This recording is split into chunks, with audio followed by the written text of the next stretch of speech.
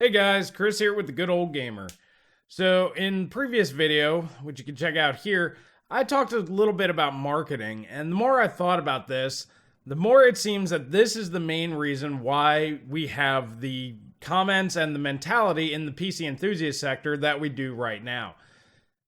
Problem is every YouTuber, every successful YouTuber, tech tuber, whatever you want to call them, are basically salespeople. And this is something that I just realized, this is something that I think some of you guys have already figured out. But at the end of the day, what's really pushing the market forward is the fact that everywhere you look is somebody trying to sell you something in the guise of them trying to show you how things perform. One way you can look at it is how many times do you hear people say, "Hey, check out in the link description below, we have Amazon affiliate links. Please help me out," and click on those. That's a sales pitch. And this is one of the things that I think is really skewing the market because reviewers are now salespeople. They're not just objective, outside looking in type folks, just giving their opinion on certain products. Now, there are smaller YouTube channels such as this one that don't really mess with any of that stuff, and we will give honest opinions. So that's actually really good that there's enough of a market out there that people can go ahead and be objective. But the largest and most widely spread, viewership on YouTube and on the internet are coming from salespeople. Now, I took a step back, and I've been taking a step back from PC tech here for a while and really trying to figure out the market as a whole. We have AMD not really wanting to compete anymore in gaming, at least with Vega in this generation. We have Intel not really caring what's going on out there and just kind of doing their own thing. Looks like they're starting to pick up because they're planning on coming out with the 8-core 16-thread CPU. I mean, these are rumors, but at the very least, looks like they're finally realizing that they may have to compete. And AMD has done really well with their Ryzen CPUs. And NVIDIA is thinking about coming out with a GTX 1070 Ti, which between a 1070 and a 1080 is only about a 30% gap. So is there really even enough room there for another card? Not really. But anyway, that's really where the market is we're looking at refreshes. We're still using the old ring bus architecture on Intel, but we are getting higher core counts at lower prices, so that's good, but that's mostly thanks to Ryzen. And taking one step further back, looking at the PC gaming market as a whole, we have to be objective. And this is something that most people are not. And generally, tech tubers and YouTubers and anybody out there that's trying to sell you on any sort of PC or hardware or equipment, they're not going to be objective because, well, let's face it, they want to make money. And that makes you less objective because if you watch a lot of these videos from a lot of big YouTubers, you're kind of stuck in that little bubble. If you're reading the comments on forums and on the YouTube videos themselves, you get in the mindset of, hey, I have to defend product X, Y, or Z because of reason A, B, or C. And that's just because of the marketing. This is a very, very elaborate marketing campaign that's been going on for a long time, and I personally have been sucked into it. So one of the things that I've done here recently is I've taken a step back and actually asked the question, is the PC the best place to game? Is it the best place to play games? So I went ahead and checked out Google at what were the most popular games for 2017. Now, going through the games here, I was just looking at what platforms that they were on. You have Resident Evil 7, which is a multi-plat. You have Horizon Zero Dawn, which is PS4. You have Legend of Zelda Breath of the Wild, that's Switch and Wii U. Destiny 2, that's multi-plat. For Honor, it's multi-plat. You have Prey, multi-plat. Injustice 2, multi-plat. Mass Effect Andromeda, multi-plat. Marvel vs. Capcom, that's multi-plat. Call of Duty is going to be multi-plat. Uncharted, that's PS4. Nier, that's PS4 and PC. Halo Wars 2, that is Xbox and PC. We have PUBG, that's going to be multi-plat, but right now is PC only. Super Mario Odyssey, that's going to be Switch. PES 2018, I actually don't know, but I'm pretty sure that's multi-plat. Tom Clancy's Ghost Recon, multi-plat. Torment, that's multi-plat. Fractured Butthole is going to be multi-plat. Divinity 2 is multi-plat. Cuphead, that's going to be Xbox and PC. Project Cars is multi-plat. Multi-plat, multi-plat, multi-plat, multi-plat, multi-plat. Okay, so 2017 is just 1 year. So I decided, hey, let's go check out and see what's coming up in 2018. And over here on Games Radar, they have kind of a, top 20 most exciting games coming up type of thing. So let's check that out. All right, I have no idea what this game is, but it's on PC and PS4. Same thing with Kingdom Come. Not really familiar with it, but that's multiplat. Far Cry 5, multiplat. Dragon Ball Z Fighter or Fighter Z. I'm actually kind of interested in this. That's multiplat. Monster Hunter World, multiplat. Sea of Thieves, Xbox and PC. Way Out, multiplat. Days Gone, PS4. Crackdown, Xbox and PC. Red Dead Redemption 2, PS4 and Xbox. State of Decay 2, PC and Xbox. Anthem, multiplat. Skull and Bones, multiplat. Shenmue 3, PS4 and PC. God of War, PS4. Psychonauts 2, multiplat. Indivisible, multiplat. Darksiders 3, multiplat. Metro, multiplat. Ace Combat, multiplat. Bloodstained, multiplat. Detroit Become Human, PS4. Code Vein, PS4 and Xbox One. Spider-Man, PS4. Final Fantasy VII Remake, PS4 timed exclusive. Ori, Xbox and PC.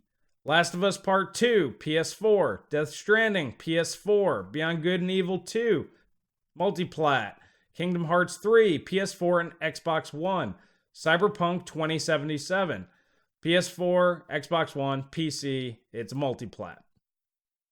So after going through games that are currently out or going to be out here soon in 2017, and then looking towards the future, it's very apparent that PC has no exclusives at all. There wasn't a single game that I mentioned that was just PC. Now, the consoles that I did mention that the games were only going to be on their platform were PS4 and Switch. Not that that's really news to any of us, but many of the games that I mentioned, such as The Last of Us 2, God of War, Days Gone, Spider-Man, pretty much those games are all in the running already for Game of the Year 2018 or whenever they do release, because they may get pushed back even further, of course. Those are the top games for next year, and they're all PS4 exclusives. So right there, that tells me that no, PC may be the most capable. It can run games how you want. You can use the hardware that you want. You can use the control scheme that you want. You can use any controller. You can use keyboard and mouse. Hell, if you wanted to, you could play Tomb Raider probably with a joystick and a racing wheel, if that's the way that you want to do it. So that is an option for you on PC. So it's the most versatile. But let's face it, it is not the best place for games. It just does not have the library that the PS4 does. And Sony is really one of the only companies, because Microsoft's not even really pushing first party that much anymore. I mean, they're trying, but it looks like they keep falling flat on their face. But Sony is pumping out really good exclusive games for their console. And these are games that, as a gamer, if you are not playing, you're actually missing out on more than just silly frame rates over 200 frames per second or whatever. Things that people on PC seem to think that are important. And it always bothered me when people would say just random shit like, oh, I need at least 144 frames per second, or I need at least 4K, or some bullshit like that, because that's just stupid. You're basically regurgitating marketing. This is what you see all day, and this is what people have pretty much put into your brain that you think that you need. Now, are these things nice to have? Sure. Now, the difference between a 30 frame per second game and a 60 frame per second game is very noticeable to everybody. But after upgrading to 1440p from 1080p, I see no visual difference, pretty much at all. It is a worthless upgrade, in my opinion. Now, going to 4K may be nicer. I'm sure it will be, because you're running 4 times the resolution of 1080p. But at the same time, is it necessary? No. Can you not play games at 1080p? No. Does it look like crap? No. Especially nowadays with temporal anti-aliasing, there's no jaggies even at 1080p, so who really cares? Do you really need that resolution? No. Are you going to pay through the ass for that kind of resolution to run games at that point? Yeah, you are. So I took one step back and I was like, okay, what does it really take? If you want to just be a gamer and you want to play games, what do you actually need? So when I did this, the GPC testing, I got my hands on a GTX 950. Now, this is roughly equivalent to a GTX 1050 currently on the current generation or an RX 560. So I went ahead and threw that in my system here just to see what kind of gameplay experience you can get with a GTX 950 level GPU. Like I said, an RX 560 on AMD side would be equivalent, and an adaptive sync monitor. And let's see what we got. Starting off, I went ahead and tested Return to Castle Wolfenstein. I started off with Golden Era games. Now, I'm going to do a video on the PC gaming Golden Era here in the near future, but that's pretty much any game from 1992 to 2007. That 15-year period is what I'm referring to. But Return to Castle Wolfenstein for 2001 was the most graphically demanding game on PC at the time, and it runs at the game's locked 90 frames per second at 1440p no less, max settings here. Continuing on, the Beast mode for 2005, the game that just crushed PCs, Fear, runs absolutely flawless on a GTX 950 level GPU. Now, this is all well and good, but can it run Crysis? The answer to that question is yes. With stock speeds, the GTX 950 was able to run the game between 40 and 50 frames per second pretty consistently. And then with a minor overclock, 200 megahertz to the core, 200 megahertz to the memory, we were able to achieve between 45 and 60 frames per second. So even a low-end GPU with just some minor tweaking and overclocking can run Crysis at 1080p with 2x MSAA and ultra details just fine. Okay, so yeah, it can run Crysis. Well, how does it run modern games? Well, all games tested were able to achieve the magical 40 frames per second minimum, which makes for an excellent gaming experience on an adaptive sync monitor. If your minimums are staying over 40 frames per second and averaging somewhere in the mid 50s or near 60, your gaming experience is just fine. The games I tested for this were Witcher 3, I tested out Rise of the Tomb Raider, I tested out Doom, I tested out Mass Effect Andromeda, which was actually pretty demanding, but it ran just fine. The biggest issue is the VRAM limitation. On this class of GPU, you know, the GTX 1050 and the 950 only have 2 gigabytes, but you can get an RX 560 with 4 gigabytes of VRAM, and that would actually be much more beneficial because a lot of these newer games you have to run settings at medium because of the VRAM limitations. With 4 gigabytes, you could probably run on high and keep frame rates exactly where they are. Now, of course, you could upgrade to something like a 1050 Ti, which also has 4 gigabytes of VRAM, but I wanted to talk about those GPUs, the RX 560, the 1050, and the 950, because they're all basically the same class of GPU. Even the R7 370 kind of is in that same area. If you look at performance, they're all kind of very similar, and they will perform pretty well. Now, the GTX 950 is selling for about $80 to $90 on eBay, and you can get a GTX 1050 2 gigabyte for about that brand new. So I'd recommend going that route on the NVIDIA side, and then obviously the RX 560s are still GPUs that you can get from AMD at or near their MSRP, so those aren't too hard to come by. Now, the point of this little exercise is to basically show that if you just want to game, you can do that without spending $300 or $400 on a GPU. Now, I would still recommend going with a mid-tier GPU, the $180 to $250 range, because you're going to get more longevity out of those, and generally a lot of those have more VRAM.